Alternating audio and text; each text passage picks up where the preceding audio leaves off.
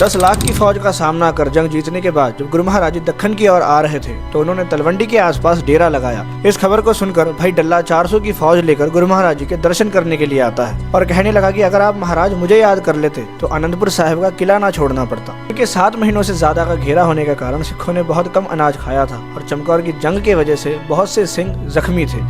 ये देखकर भाई डल्ले ने कह दिया कि आपके ये सिंह थोड़ी ना औरंगजेब की शाही फौज से लड़ सकेंगे, आप मुझे याद करते, मेरी फौज के बड़े बड़े जर्नैल आपकी मदद करते तो शायद इतना नुकसान ना होता। उतने में एक गुरसिख गुरु महाराज जी के लिए लाहौर से एक बंदूक लेकर आता है। गुरुजी ने आवाज मारते हुए कहा, हाँ भाई डल्लेया, तू और तेरी फौज बड़ी ही बलशाली है, इस बंदूक की मार को चेक करना है, अपने किसी फौजी को यहाँ पर खड़े कर, देखे तो सही इस बंदूक से इंसान मरता भी है या नहीं, वरना ऐन मोमेंट पे धोखा ना हो जाए। भाई दल्ले ने कहा कि महाराज इस बंदूक को किसी चीज पर परख लो। गुरु महाराज जी ने कहा कि हम घी के पीपों पर निशाना लगाकर बंदूक नहीं परखते, इस बंदूक को जंग के मैदान में इंसानों पर चलना है तो हम वैसी ही परख करेंगे।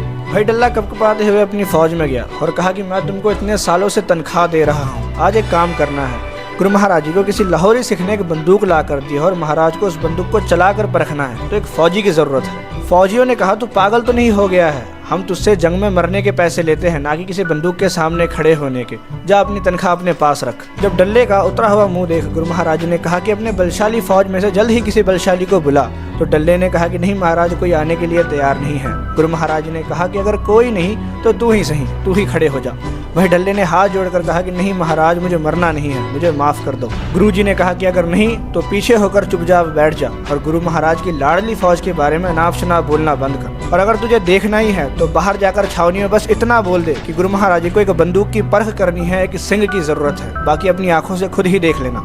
डल्ले ने बाहर जाकर कहा, 2 सिंह थे, भाई वीर सिंह, भाई धीर सिंह, दोनों धुमाला सजा रहे थे। जैसे ही डल्ले की ये आवाज़ सुनी कि एक सिंह की ज़रूरत है, गुरु महाराज जी को बंदूक परखनी है, दोनों ने आधा धुमाला सजाकर ही बाकी पन्ना अपने हाथ में लपेटा और जा दरबार में छातियों को तान कर खड़े हो गए। एक सिंह दूसरे सिंह जी को धक्का मारकर आगे आ रहे थे कि महाराज पहले मैं आया, मुझे गोली मारिए। दूसरे सिंह जी कह रहे थे कि नहीं महाराज, ये मुझे धक्का मारकर आगे आए हैं, पहले मुझे गोली मारिए। सदगुरु जी ने जब दोनों ही सिंहों को ये करता देखा तो गोली हवा में चला दी और नीचे आकर दोनों ही सिंहों को अपने गले से लगा लिया। दोनों सिंहों ने गुरु महाराज जी से कहा कि महाराज हम पर ही गोली चला देते, हम जन्म मरण के काल से मुक्त तो हो जाते।